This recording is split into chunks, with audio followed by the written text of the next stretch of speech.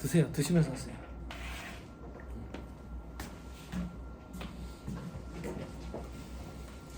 좋은 거 자꾸 먹어야 돼. 넌 그래도 집에 부모님이랑 같이 있지. 네. 그러면 괜찮아. 근데 밖에 나가가지고 자취하면서 공부하는 애들은 못 죽는다. 잔소리 좀 듣더라도 부모님이랑 같이 있어야 뜻인 맘 얻어먹을 수 있지. 뜻인 맘 얻어먹으면서 뭐도 좀 받아두고 쓰면서 그래가지고 최대한 기간에 합격하는 게 좋아. 부모님한테 손 벌리는 게 너무 죄송스러워가지고 이제 성인이 됐는데 잠깐이야 그 죄송한 거 눈 딱 감으면 돼. 나중에 목돈으로 갚으면 될 거 아니야 그 돈이야. 그지? 근데 부모 돈을 안 갚아도 된다. 그게 참 메리트가 있거든. 은행 돈이랑 달라. 그지? 멍청 갖다 쓰고 안 갚으면 돼. 말은 갚는다고 일단 얘기하면 돼. 알았지? 잘 먹어야 되는데 잘 드세요. 그러니까 자 밑에 그 밖에 소득세법상 세액공제 해보자. 자 외국납부 세액공제 지금부터 하는 건 단독으로 계산 문제 그게 안 나와. 법인세법이랑 달라. 이렇게 말 문제 보기로 하나씩 나오는 거야. 외국납부 세액공제 법인세법이랑 똑같다 이렇게 생각하면 돼. 2월 공제 기간도 똑같이 10년. 됐죠?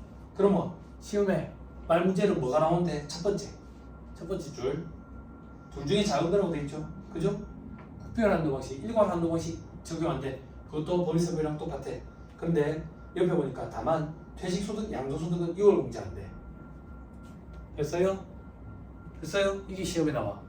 어떤 형태로? 들어봐봐. 퇴직소득에도 외국납부 세액공제를 해줘. 안 그래? 외국에서 퇴직금 받을 수도 있잖아. 그치? 그리고 양도소득도 외국납부 세액공제를 해준다고. 다만 2월 공제는 안 된대. 요게 말문제 보기 구성에. 됐죠? 나머지 거 필요 없어요. 자 밑에 이주과세 조정건데 종합소득, 퇴직소득은 외국납부 세액공제 방식이고 양도소득만 필요경비 산입 방식도 선택 가능하대. 기억나? 법인세법에서 필요경비 산입 방식 없어졌다 했잖아. 그치? 소득세법도 똑같이 없어졌는데 양도소득에만 남아있어. 양도소득.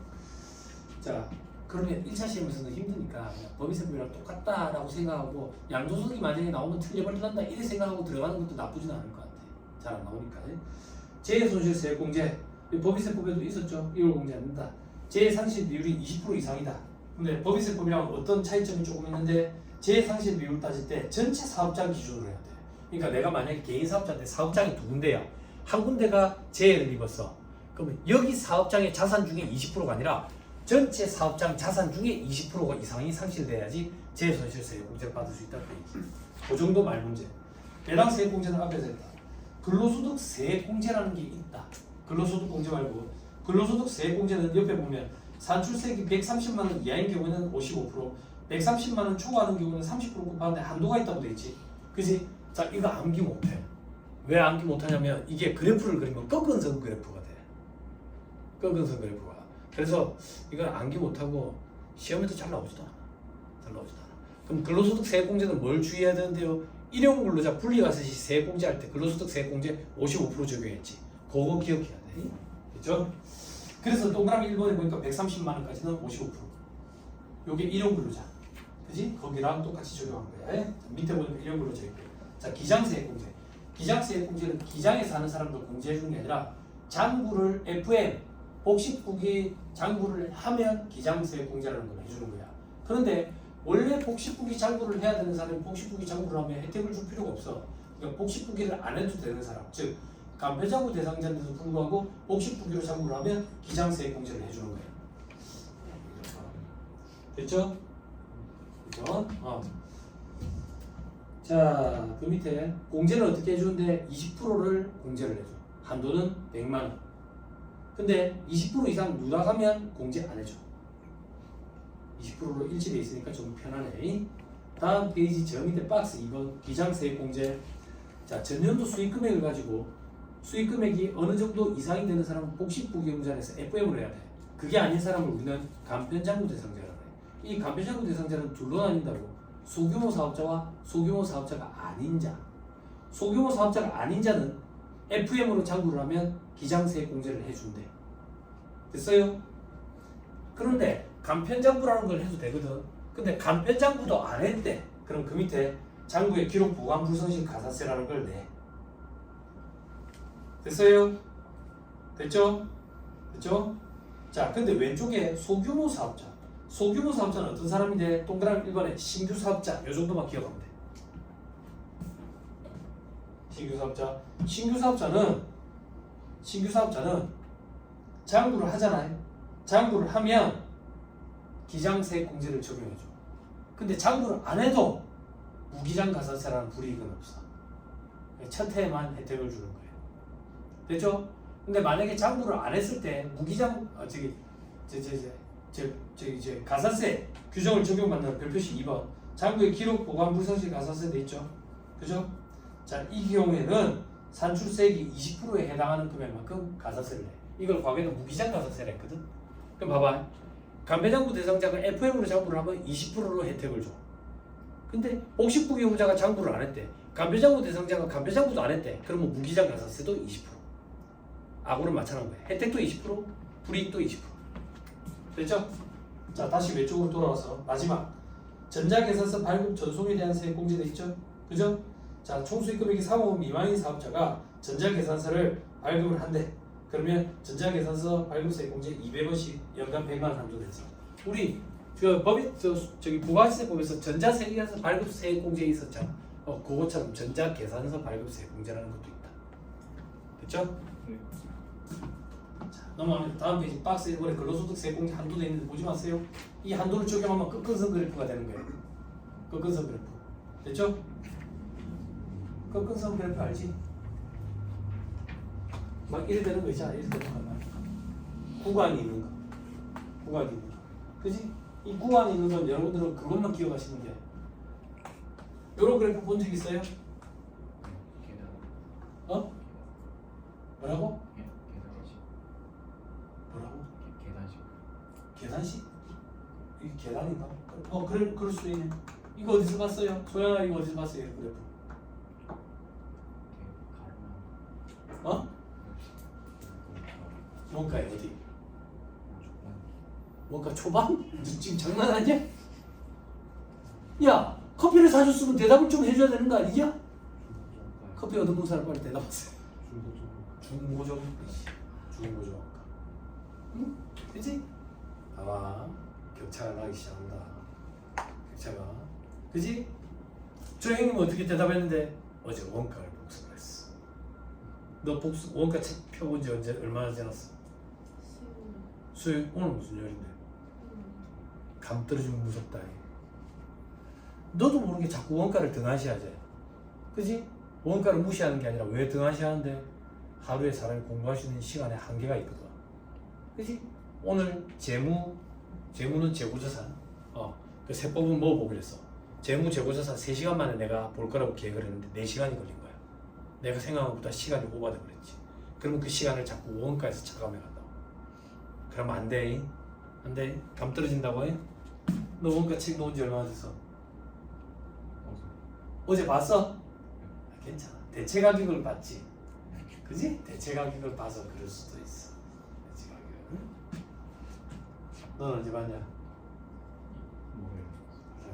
원가 등한시하면 안 된다. 혜련아. 원가 등한시하면 안 된다. ABC면 껌이지. 그지? 비가 오거나 날씨가 꾸물이하거나 뭐 ABC가 잘 안 된다. 활동부 배분율이 소수점 끝없이 나간다. 날씨가 꾸물이야. 대체 가격이 계산이 안 된다. 계산이 안 돼. 여기 팔아도 될 거 같고 저기 팔아도 될 거 같고 안 팔아도 될 거 같고. 그지? 넘어갑니다. 자, 2-182페이지 여기서부터는 전부 다 조건부 주제에 볼 필요 없다고.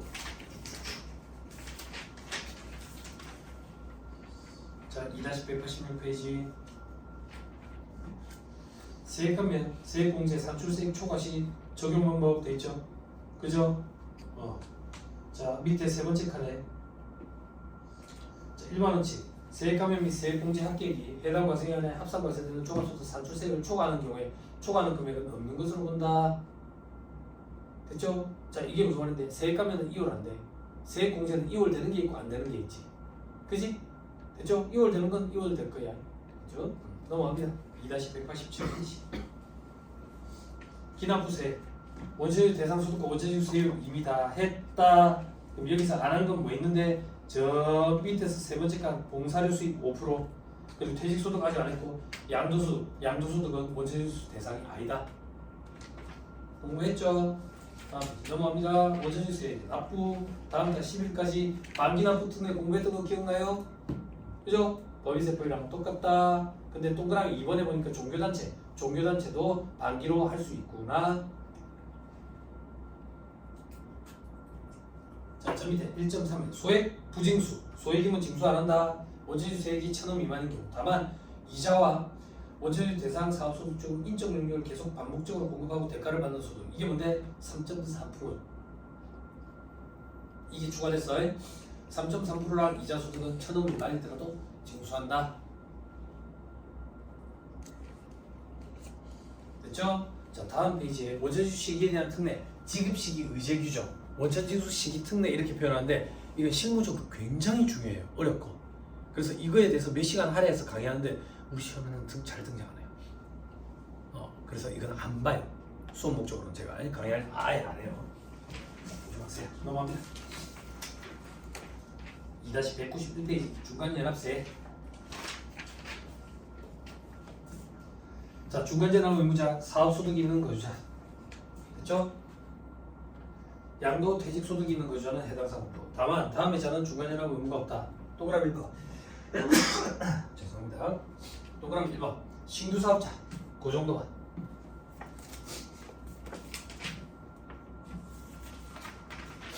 됐죠? 중간연합 절차는 중간연합 기간 중간연합 기한이 있네. 기한이 언제라고 돼 있어요? 11월 30일이라고 돼 있죠? 법인세법은 언제였어요? 8월 말까지 했잖아. 그지? 11월 말까지 요번 달 말까지라고. 그죠? 언니 회계사무실 언니 요거 분납 신청 좀 해주세요. 힘든데 언니는 지금 알고 있거든. 이런 게 절차 규정이 조금 더 익숙할 수도 있다고 언니들. 됐죠? 자, 그리고 이 중간연합세액은 기납부세액은 들어 차가운다. 밑에 중간연합세액 계산 방법 돼 있죠? 원칙에 뭐라고 돼 있지?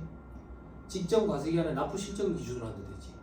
그지? 저 밑에 예외에 동그라미 1번 중간연합 기준액이 없는 거주자 중 복식부기 의무자 그죠? 이런 경우에는 중간연합 추계액을 신고해야 된다. 즉 가결사를 친다 그 얘기야. 됐죠? 그럼 법인세법이랑 똑같죠? 그죠? 똑같아요. 그런데 법 규정이 약간 미세하게 차이가 있어요. 그 차이를 또 건드리는 교수님들이 계세요. 어떤 차이가 있는데 법인세법은 직전 과세기간에 납부 실적 곱하기 2분의 1 혹은 가결산 치는 방법 둘 중에 선택 적용하도록 되어 있거든. 근데 소득세법은 원칙은 작년 직전 납부 실적 기준 예외가 가결산을 치는 거야. 그러니까 실무적으로 일할 때는 똑같지만 원칙이 있고 예외 둘 중에 선택 요게 미묘한 차이가 좀 있어. 요거 차이를 꼭 좀 기억하고 들어가세요. 나머지 세부적인 건 똑같아요. 징수 절차에 보면 11월 30일까지라고 돼 있죠.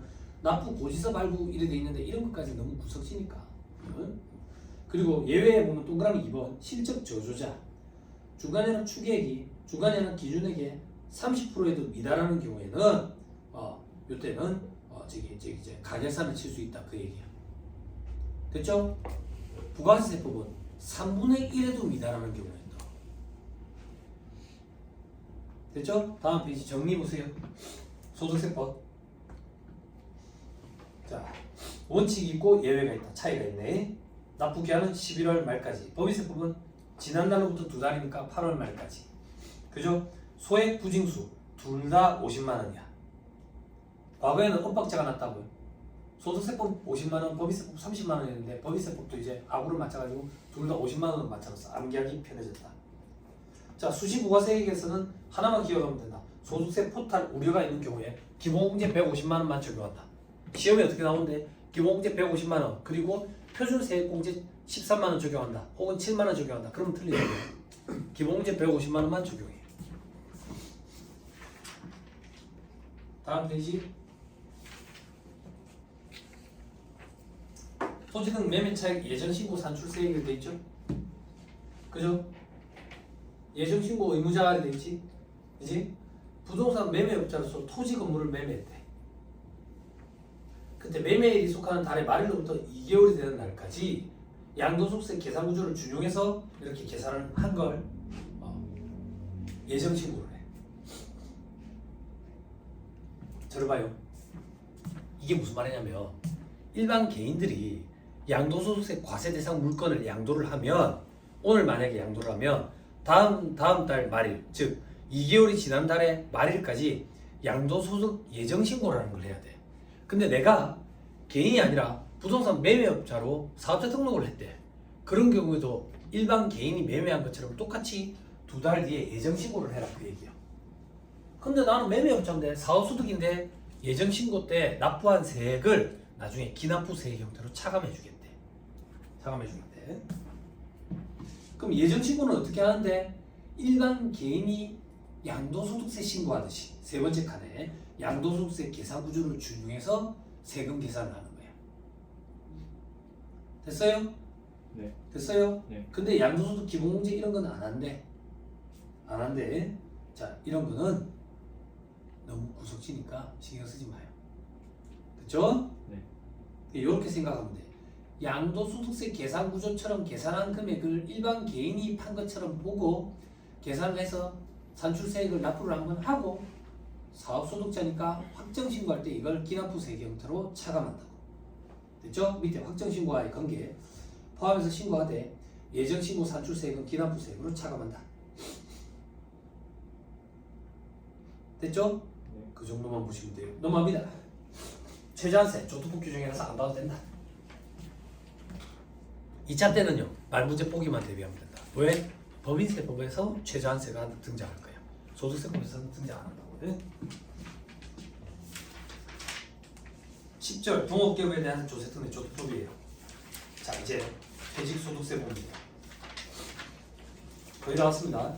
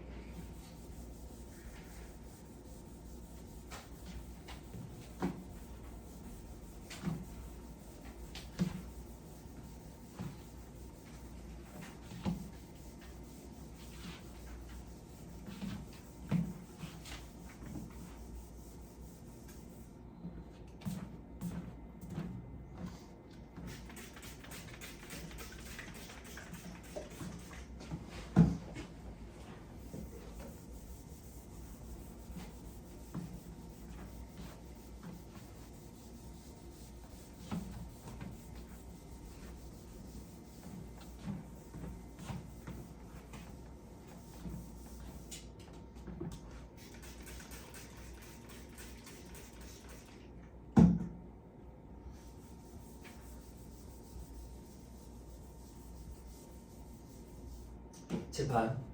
우리 첫 시간 소득세법 첫 시간에 분류과세를 했다고. 종합소득, 퇴직소득, 양도소득. 왜 분류과세하는데? 결집 효과를 완화하기 위해서. 그럼 뭐 따로 과세한다는 얘기지. 결론적으로 세부담 체계, 계산 구조가 다르다는 얘기라고. 그럼 결집 효과를 완화하기 위해서 각종 공제 혜택이 엄청나게 많거든. 많아. 그러면 퇴직소득세는 어떻게 대비해 가는데 예전에 수험생들은 거의 준비 안 해갔어. 왜 준비 안 해갔냐면 이거 계산 구조에 개혁이 한 번 있었거든. 그래서 종전 규정, 새로운 규정. 갑자기 새로운 규정으로 바꾸면 저항이 심하니까 종전 규정으로 계산한 세액 곱하기 80%, 새로운 규정으로 계산한 세액 곱하기 20%. 다음 연도 종전 규정에 의한 세액 곱하기 60%, 새로운 규정에 의한 세액 곱하기 40%, 20%씩 줄고 20%씩 늘어나가지고 결국에 이제는 새로운 규정만 적용을 해. 그래서 이 산식을 갖고 가는 친구들도 요즘엔 있어. 근데 중요도가 그렇게 높진 않아. 높지 않다는 얘기는 시험에 그렇게 자주 나오지도 않아. 그럼 왜 강의하는데? 근로소득의 말 문제로 같이 구성을 해. 퇴직소득과 관련된 게. 그리고 연금소득의 말 문제로 같이 구성이 돼. 혹은 기타 소득의 말 문제로 같이 구성이 돼. 그래서 어느 정도는 보고 가야 되는 거야. 그럼 다시 말 문제는 꼭 대비해야 돼. 계산 문제는 못 가고 가겠으면 못 가고 가도 돼. 2차 시험에서는요. 2차 시험에서도 잘 나오지도 않아.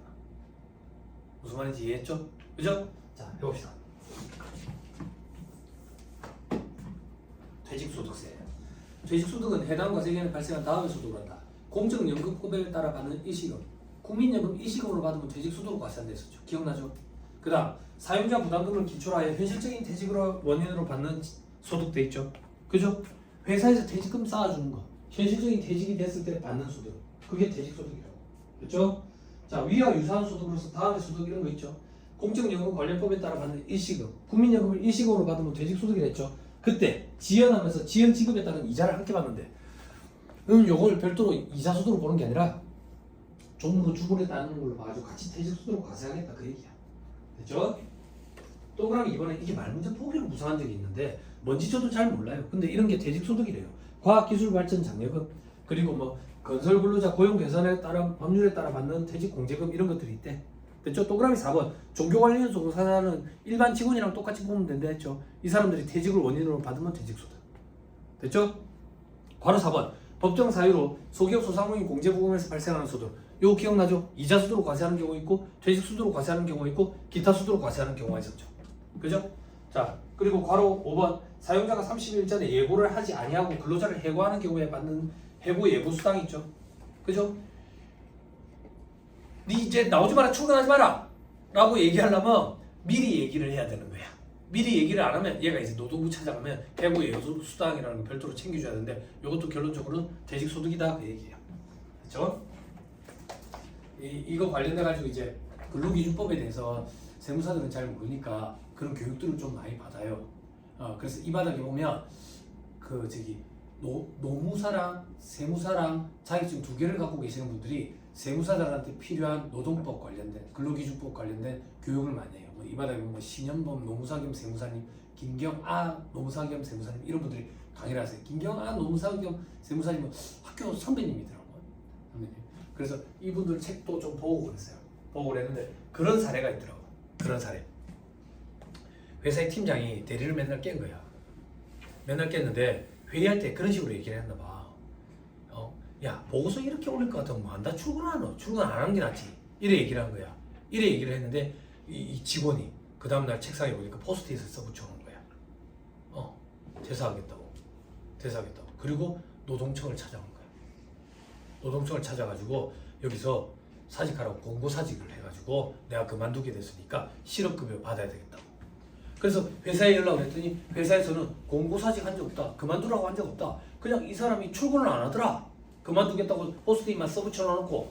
근데 팀장을 불러들이더래. 팀장을 불러들여가지고 그만두라고 얘기한 적이 있느냐 없느냐. 그만두라고 얘기한 적 없다. 근데 홧김에 그 회의 도중에 그렇게 뭐 한다 출근하냐 출근 안 하는 게 낫지라고 얘기한 적은 있다. 그게 공고사직 사유래.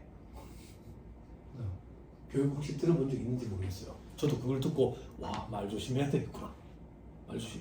그래서 이런 걸 악용하는 사례들이 최근에 좀 있어요. 일부러 건드리는 거예요. 심기를. 그래서 저는 사업주분들한테 뭐라고 얘기하냐면 요즘 친구들은 일부러 그렇게 심기를 건드리는 경우도 있다 하더라. 인터넷을 찾아보고. 그럼 사업주는 어떻게 해야 되냐? 야, 입을 다무세요. 나 법에 대해서 잘 모른다.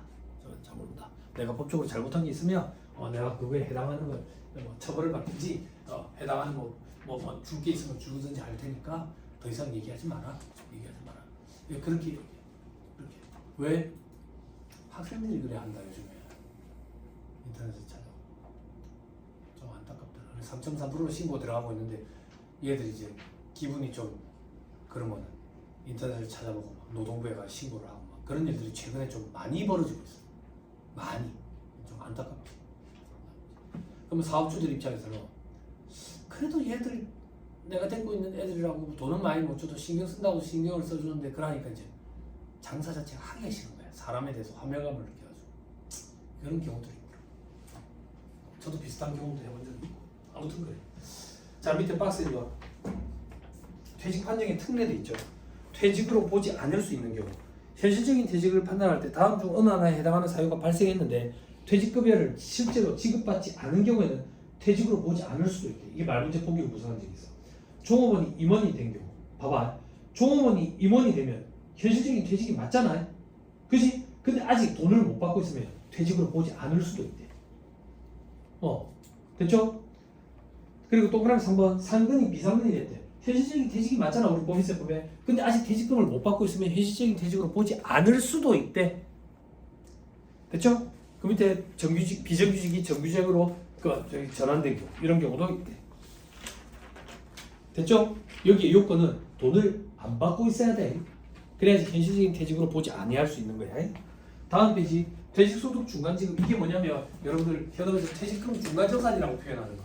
퇴직금을 중간정산 받으면 현실적인 퇴직이에요. 그러니까 퇴직금 받는 거에 대해서는 업무무관 가지금 처리하지 않는 거예요. 근데 중간정산에 해당하는 사유를 충족해야 돼. 그래서 다음 주 어느 날에 해당하는 사유로 받은 경우를 돼 있지. 그지? 이 사유는 우리 시험에 등장한 적이 없으니까 걱정하지 마세요.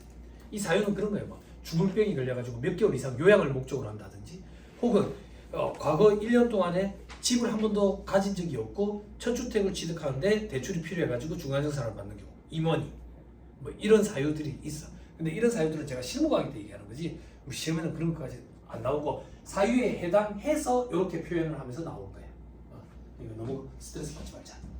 다음 과세대상 퇴직소득 계산방법. 괄호 1번 국민연금법 또는 국민연금과 관한 법에 따라 받는 반환 일시금. 국민연금을 일시금으로 받으면 퇴직금이 됐잖아. 퇴직소득. 그거 어떻게 계산하는데 과세 기준일 이후에 납입한 기여금, 개인 부담금 누구에게 이에 대한 이자 붙은 거. 동그라미 2번은 실제 지급받은 일시금에서 과세 기준 이전에 납입한 거. 당연하지. 과세 기준일 이전에 납입한 거는 납입연도 과세 방식이었잖아. 과세 기준일 이후부터 수령연도 과세 방식으로 바뀌었지. 그러니까 실제 수령한 거에서 과세 기준일 이전에 납입한 거는 납입연도 이미 과세가 됐으니까 빼야 되겠지. 그럼 동그라미 1번은 뭔데? 그 이후에 납입한 거에 이자 붙은 거. 둘 중에 작은 걸로 한다고. 되나요? 네. 됐어요? 아 진짜. 그럼 세무사님 뭐둘 중에 작은 걸 왜 합니까? 개인 부담금에 이자 붙은 게 있으면 그거 더한 걸로 하면 되지. 동그라미 2번 이거는 뭐 한다고 해놨습니까? 이자가 붙고 마이너스가 날 수도 있다고. 마이너스가 날 수도. 그래서 규정을 이렇게 갖다 대가지고 둘 중에 작은 걸로 한 거야. 앞에서 그런 거 했잖아. 그죠? 자, 바로 이번에 그거 외에 일시금은 어떻게 하는데요? 시험에 안 나올 거니까 걱정하지 마세요. 자, 밑에 사례 보세요. 국민연금법에 따라 2024년 5월 1일에 일시금으로 받았어. 그럼 퇴직소득이지. 92원이. 그지? 그런데 이 사람이 옛날부터 납입을 했던 거야. 옛날부터. 그래서 2002년 1월 1일 이전까지는 30원 납입했고 이후에 50원을 납입을 했어. 이후에 50원을. 그래서 일시금으로 얼마를 받았는데 92원을 받았다고. 됐어요? 네. 됐나요? 됐어요? 그래서 어떻게 92원이 구성이 되는데 예전에 낸 것 중에 이자 5원. 과세 기준 이후에 낸 것 중에 이자가 7원. 됐어요? 그러면 퇴직소득으로 과세되는 건 얼마인데? 일시금 92원 받은 거 있지. 그지? 그 중에서 과거에 낸 게 얼마인데? 30원을 빼는 거지. 그럼 30원을 빼면 이자 붙은 5원, 7원과 그 이후에 불입한 50원에 대한 거지. 됐죠? 그런데 이렇게도 계산할 수 있겠지. 어떻게? 과세 기준 이후에 불입하고 이자 붙은 거 50원 더하기 7원 57원. 됐어요? 그래서 둘 중에 작은 걸 한다더라. 근데 밑에 사례에 보니까 연금보험료 공제를 받지 않고 납입한 금액이 20원이 있으니까 빼는 거지. 그죠? 그럼 세무사님 방금 얘기한 손실이 났을 때는 어떻게 되는데요? 그게 만약에 청색 숫자야. 과거에 불입했는데 손실이 났어. 마이너스 5원 돼 있잖아. 그지? 요걸 반영을 하기 위해서 동그라미 2번 산식이 있는 거라고. 그럼 풀이해봐봐. 동그라미 2번 산식에 따르면 52원이 되지. 그지? 그지? 57원과 52원의 차이가 뭔데? 마이너스 5원이지. 그럼 마이너스 5원. 손실난 걸 반영해주기 위해서 한도 규정이 생긴 거라고. 됐죠? 혜택을 주기 위해서 이 한도 규정이 있는 거야. 됐죠? 자, 그 정도 보시면 돼요. 비과세 퇴직소득은 비과세 근로소득의 범위랑 똑같아. 자, 밑에 계산구조. 퇴직소득 산출세액 돼 있지. 그죠? 잘 봐. 퇴직소득 산출세액은 어떻게 계산하느냐? 퇴직소득 금액.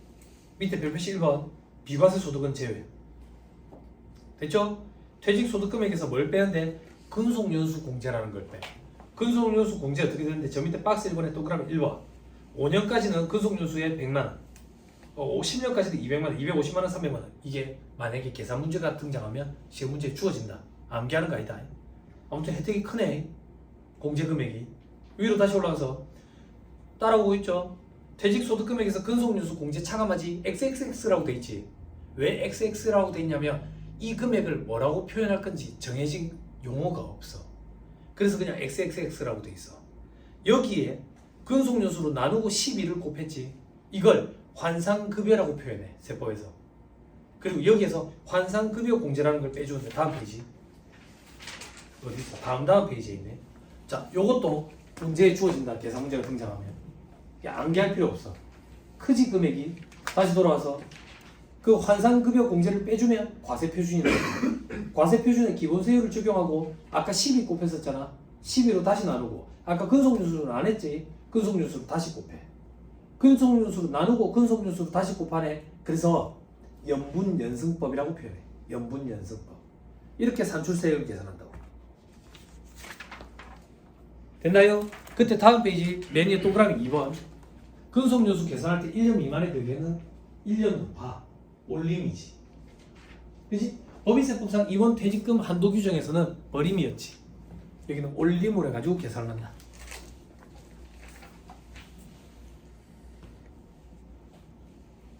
됐죠? 네. 동그라미 5번. 같은 과세기간 중에 2번 이상 퇴직해서 2 이상 근무지로부터 퇴직급여를 받는 경우에는 중복기간 월수를 뺀다고 돼 있지.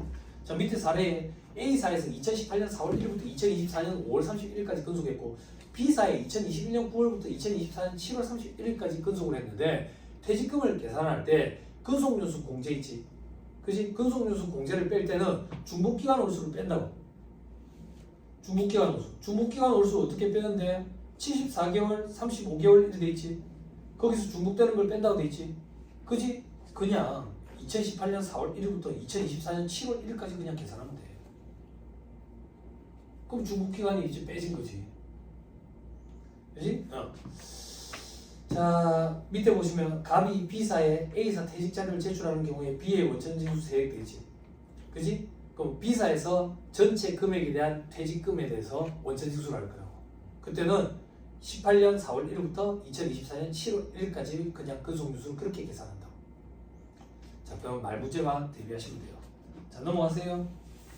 다음 페이지 중간에 소득세법상 연분연승법의 동그라미 1번 퇴직소득 그리고 직장공제에 초과반환금 돼 있지. 그지? 직장공제에 초과반환금은 내가 하나만 암기하면 되지. 뭐 암기하라고 시켰냐? 무조건 분리과세. 예? 넘어갑니다. 다음 페이지 사례 있는데 이런 거 보지 마세요. 자, 퇴직소득 결정세 산출세에서 외국납부세 공제 뺀다. 뭐만 기억하면 된다? 외국납부세 공제는 밑에 별표시 2월 공제 안 된다. 그죠? 네. 외국납부세 공제는 사업소득만 적용한다. 그러면 틀린 소리야. 퇴직소득에도 있고 양도소득에도 있어요. 다만 6월 공제는 사업소득만 된다고요. 몇 년 동안 6월 공제 된다고? 10년. 자, 저 밑에 3.3 임원 퇴직소득의 경우 퇴직소득금액 계산 시 주의사항이 되어있죠. 자, 임원 퇴직소득도 한도 규정이 있어. 한도 규정이 있다고. 됐죠? 됐어요? 칠판.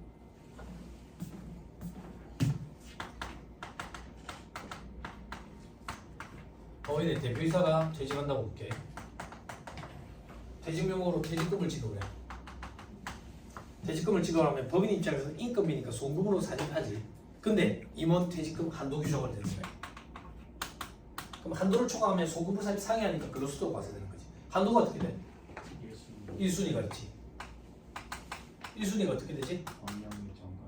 정관이나 퇴직금 위임 규정 상금액. 그지? 이 위임 규정은 정관에 의해 가지고 주총에 위임 정관에 의해서 퇴직금 위임 규정을 주총해서 해야 된다고. 이사회 결의는 절대 인정이 안 돼. 절대 인정이 안 돼. 그런 거는 신무왕이 돼. 여러분 시험에 그런 건 안 나와. 2순위 위임 규정이 없으면 어떻게 해? 퇴직 전 1년간 총급여 19대 1 곱하지 그리고 근속연수 곱하다. 근속연수를 월할 계산하는데 버림이지. 그지? 그때 이 1년간 총급여에는 비과세되는 것 제외 그리고 인정사항의 제외 소급을 살 때는 인건비 제외 퇴직소득에 속하는 소득으로서 퇴직으로 인해서 받는 소득으로서 퇴직소득에 속하지 아니하는 소득 제외 마지막 하나 뭐 제외? 직무말명공상금 제외. 됐죠? 아무튼 이렇게 계산을 했더니 1,000원 중에 800원이 한도더라. 그럼 200원은 송금불사예요. 상해야 된다고. 그럼 받은 대표이사 입장에서는 1,000원을 받았을 때 이 중에 200원은 근로소득으로 과세되는 거야.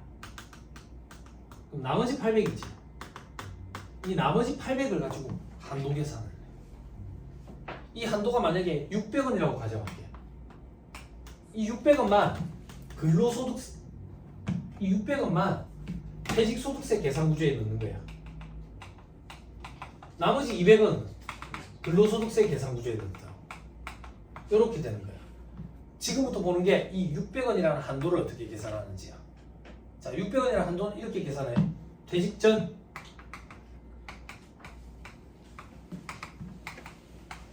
쓰지 마. 3년간 연평균급이야. 저기랑 같이 저기는 1년, 여기는 3년, 연평균이면 1년. 급여가 크게 들쭉날쭉 안 했으면 거의 비슷할 거야. 10으로 나눠. 그리고 근속연수로 곱해. 여기 근속연수는 올림이야. 올림.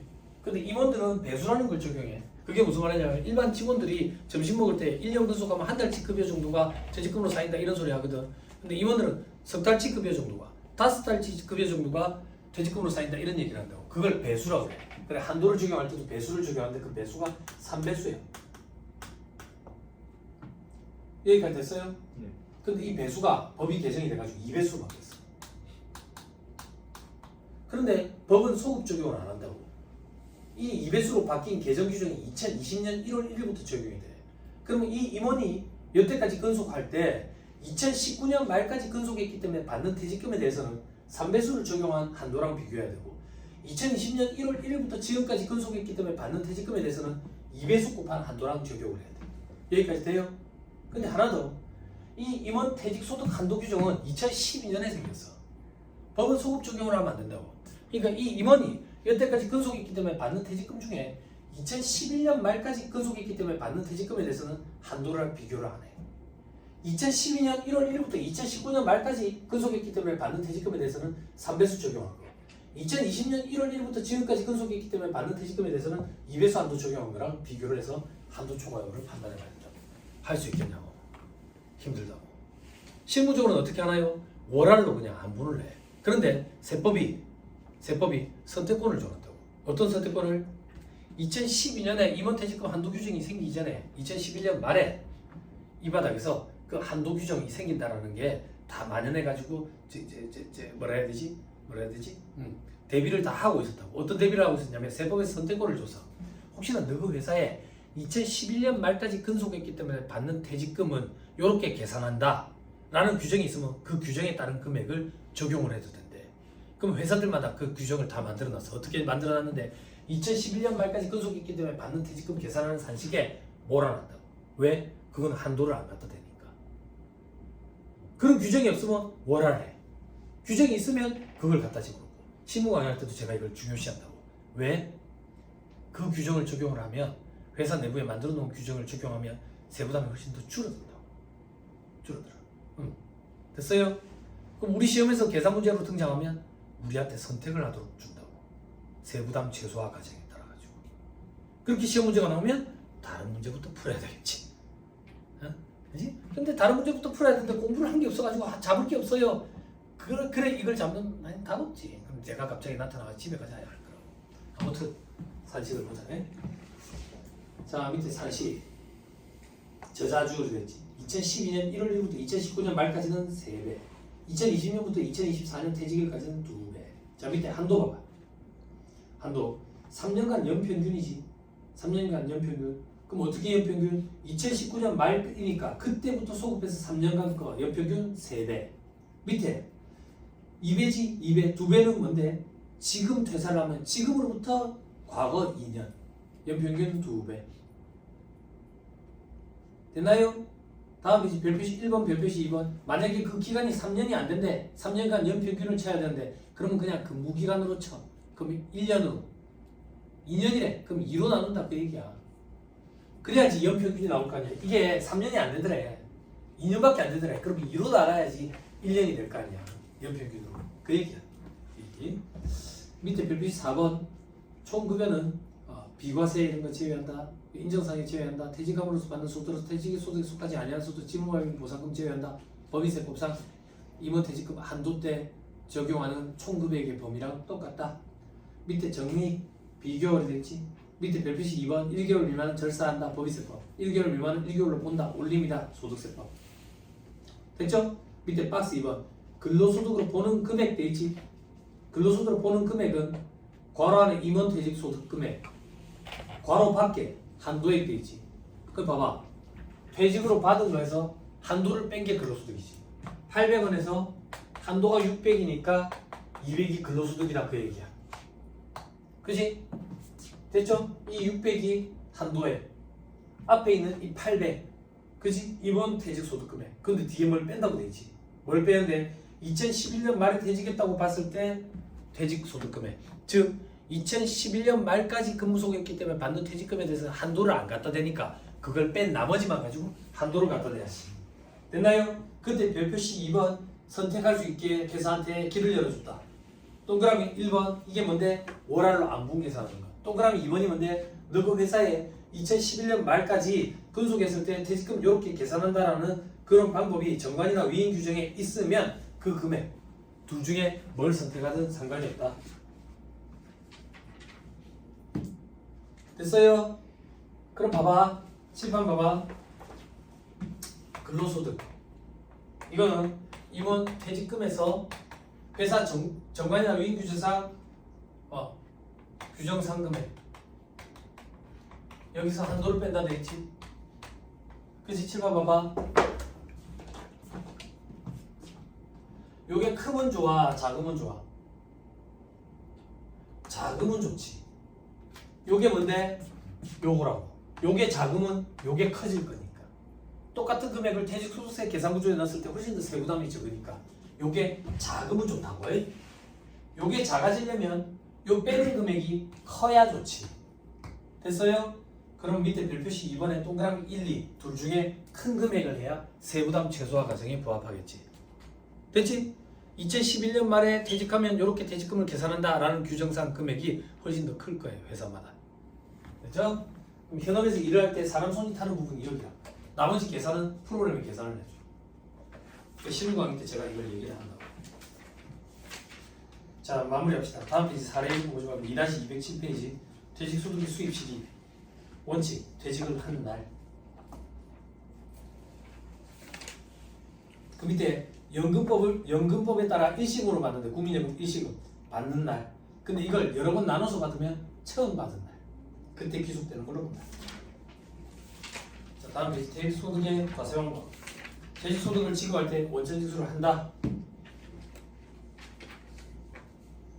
밑에 특례 이연 퇴직소득이 있는 경우는 자 봐봐 원천징수를 안 한다. 왜? 이연시켜놨거든. 이연시켜가지고 뭘로 받는데? 연금 형태로 받겠지. 그럼 연금소득으로 원천징수할 거야. 그 표현을 읽어볼게. 거주자의 퇴직소득이 다음 중 어느 하나에 해당하는 경우에는 해당 퇴직소득에 대한 소득세를 연금 외로 수령한대. 연금 외로 수령한다는 얘기는 일시금으로 받는 거지. 그러면 퇴직소득이지. 그러니까 연금 외 수령하기 전까지 즉 일시금으로 받아서 퇴직소득으로 과세되기 전까지는 원천징수 안 한다. 왜? 연금 형태로 받으니까 연금소득으로 원천징수하니까. 그럼 이걸 만약에 일시금으로 받으면 퇴직소득으로 원천징수하는 거지. 표현 이해되죠? 천천히 읽어봐요.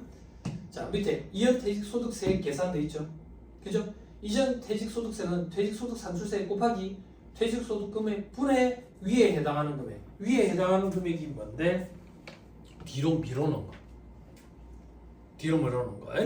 됐죠? 만약에 퇴직금이 1,000만 원이야. 1,000만 원. 근데 1,000만 원을 다 밀어놨어. 다 밀어놨으면 원천징수할 금액이 없지. 그지? 600만 원만 밀어놨어. 그럼 400만 원에 대해서는 지금 원천징수 해야지.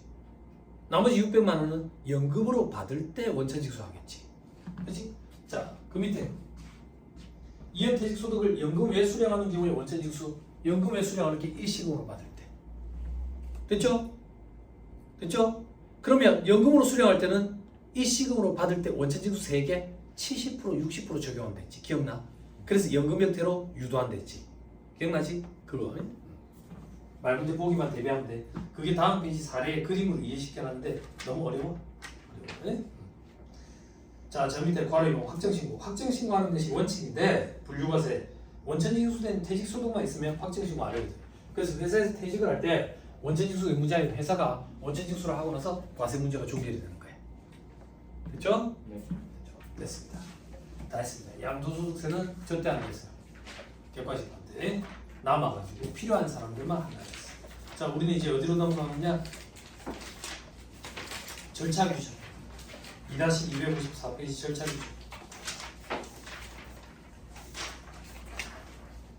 자, 신고납부 254페이지. 신고납부 그림에 보니까 2월 10일에 사업장 현황 신고라고 되어 있죠. 2월 말에 지급명세서 제출 기한이라고 되어 있고 5월 말까지 확정 신고 우리는 이거 알고 있죠. 그죠? 그죠? 그리고 분납 기한 7월 말까지라고 되어 있네. 자, 이제 살펴보자. 밑에 사업장 현황 신고. 사업자는 사업자 현황 신고서에 의해서 다음 사업자의 인적 사항 그리고 수익 금액 명세가 포함된 사업장 현황을 해당 과세기간에 다음 년 2월 10일까지 신고해야 돼. 그러니까 2월 10일까지 사업장 현황 신고라는 걸 해야 돼. 그런데 부가가치세법상 과세사업자에 해당해서 부가세 신고를 하면 사업장 현황 신고를 한 걸로 봐줘. 가름한다고. 그럼 결국 면세사업자들만 사업장 현황 신고를 하게 돼. 됐죠? 과세사업자들은 부가세 신고를 하면 사업장 현황 신고를 한 걸로 봐버려. 그러니까 면세사업자들만 하게 되는 그런 형태가 된다고. 됐죠? 밑에 현황 신고를 한 걸로 빼놓은 경우 동그라미 2번 눈으로 보고. 됐죠? 그래서 결국에는 다음 페이지 별표시 2번 면세사업자만 하게 된다. 매출이 얼마인지, 매입이 얼마인지, 인건비 나간 게 얼마인지, 임차료가 얼마인지, 그리고 몇 평인지, 몇 제곱미터인지, 책상은 몇 개인지, 탁자는 몇 개인지, 의자는 몇 개인지 이런 것들을 쓰도록 되어 있어. 사업자 형식. 밑에 괄호 2번 지급 명세서 제출. 자, 개인에게 원천적 대상 소득을 국내에서 지급하는 자가 되어 있지. 이거 무슨 말이냐면 제 얘기를 좀 들어야 돼. 실무해 본 적이 없으니까. 우리 소득세법상 원천적 대상 소득 있죠. 그죠? 사업소득과 양도소득을 제외하고는 원천적 대상 소득이랬지. 다만 사업소득 중에 예외 두 가지가 있었지. 부가세가 면제되는 일정한 인적 영역 그리고 의료보건 영역. 원천징수 한다 했지. 원천징수를 하면 원천징수 세액을 차감해가지고 다음 달 10일까지 원천세 신고라는 걸 한다고. 다음 달 10일까지 원천세 신고를 할 때 원천징수 이행상환 신고서라는 서식을 가지고 하는데 A라는 사람한테 이러이러한 소득을 지급하면서 원천징수를 얼마를 했다 라고 신고하는 게 원천세 신고예요. 이게 매달 들어가니까 1년 12달 들어가. 1년 12달. 그러면 1년 12달 치크를 다 총 합계를 낸 거 이거를 우리는 지급명세서라고 그래요. 이걸 재차 국세청에 한 번 더 보내줘. 한 번 더 보내줘. 언제 보내주는데 2월 말까지 보내. 됐죠? 그런데 괄호 안에 사업소득, 원천징수 대상 사업소득, 근로소득, 퇴직소득, 기타소득 중 종교인 소득, 봉사료 소득 이런 것들은 2월 말까지 다 지급명세서를 쏘면 2월 말에 바쁘거든. 그래서 얘들은 3월 10일까지로 미뤄줬어. 그래서 우리가 근로소득과 관련된 지급명세서 연말정산을 할 때 지급명세서 쏘는 게 3월 10일까지야. 나머지 이자소득, 배당소득 이런 것들에 대한 지급명세서는 2월 말까지라고. 2월 말. 그러면 학생들이 그런 생각을 한다고. 매달 원천징수 이행상환 신고서라는 서식으로 원천세 신고를 했어. 국세청에 이런 자료가 있을 텐데 왜 1년 치과를 합산을 하지? 차이가 나. 제일 대표적으로 근로소득과 관련돼 가지고 매달 원천징수한 걸 원천세 신고를 했지만 우리 인정상여 이런 게 발생하거든. 가지급 인정이자에 관련돼 가지고 인정상여 이런 것들 때문에 차이가 발생해. 그래서 지급명세서를 쏘는 거는 의미가 있어. 됐죠? 2월 말까지. 그런데 이런 것들은 바쁘니까 3월 10일까지. 시험에 말문제 보기 구성해요. 자, 그리고 일용 근로자의 근로소득은 매달 다음 달 말까지. 매달에. 주의해야 돼. 이게 과거에는 분기별로 했거든. 분기별로 다음 달 말까지 했는데 지금은 매달 다음 달 말까지 해.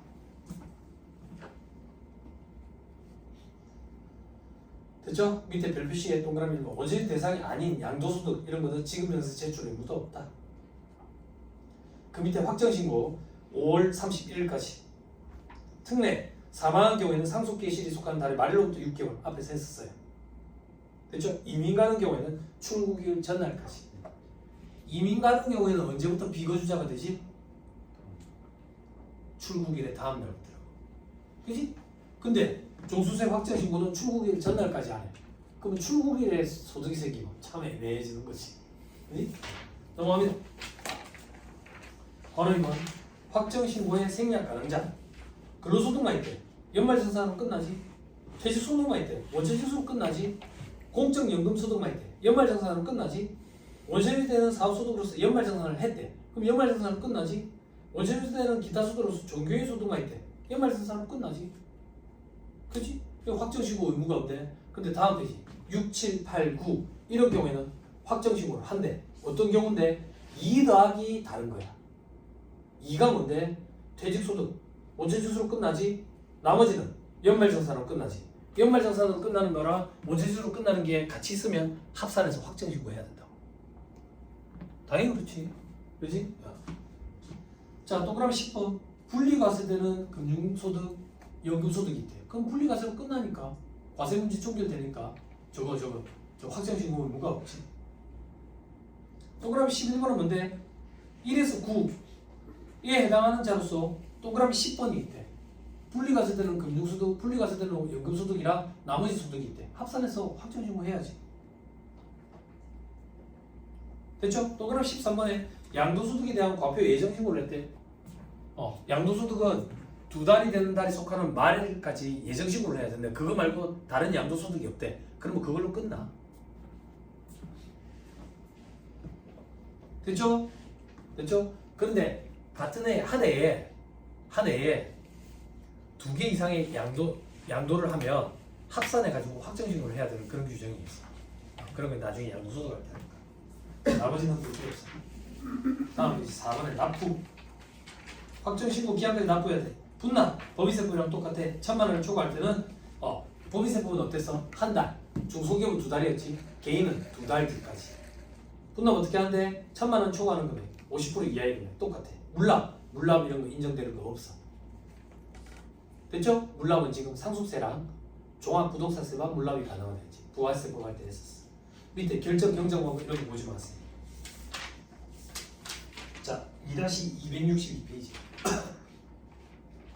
성실시고 확인제도 했었던 법인세 할 때 소득세법에서 먼저 생겼다 했지. 그죠? 성실신고 확인제도 어떤 사람들이 적용하는데 요건 당해 과세연도의 수익금액 기준이야. 아까 복식부기냐 간폐자부자 여부 판단은 직전연도 수익금액을 기준으로 했는데 성실신고 확인 여부는 당해연도 수익금액 기준으로 해. 그 기준금액이 어떻게 되는데요? 업종별로 다른데 뭐 5억이 있고 뭐 10억이 있고 15억이 있고 이런데 이런 거 우리 시험에 안 나와. 그런 거 나중에 현업 때 하면 돼. 현업에서 일할 때. 아무튼 해당 과세기간의 수익금액 기준이야. 해당 과세기간이라는 말이 포인트라고. 성실신고 확인서 작성자는 세무사 등이야. 됐죠? 적용 특례 한 달 더 준다. 6월 말까지 종수세 신고하면 된다. 그리고 의료비 세액공제, 교육비 세액공제, 월세 세액공제 해준다. 스틱 앤 캐럿 중에 캐럿도 줘야 되니까. 그죠? 그리고 캐럿 또 어떤 게 있는데 성실신고 확인 비용에 대한 세액공제 60% 한도 120만. 동그라미 4번. 자, 6월 30일까지 성실신고 확인서 제출 안 하면 5% 곱한 금액을 가산세로 한다. 그래서 산출세액이 없으면 가산세도 없었다. 그래서 규정이 하나 더 들어왔다. 동그라미 2번에 만분의 1을 곱하는 규정. 수익금액에. 그래서 이제는 산출세액이 없더라도 가산세가 있을 수 있다. 다 했습니다. 잘 듣고 드시고 소득세법은 여기까지입니다. 잠깐 끊었다가 부가가치세법상 가산세랑 가지가세 잡시다. 점심이 좀 늦어지다가 또 끝내고 그만 갑시다.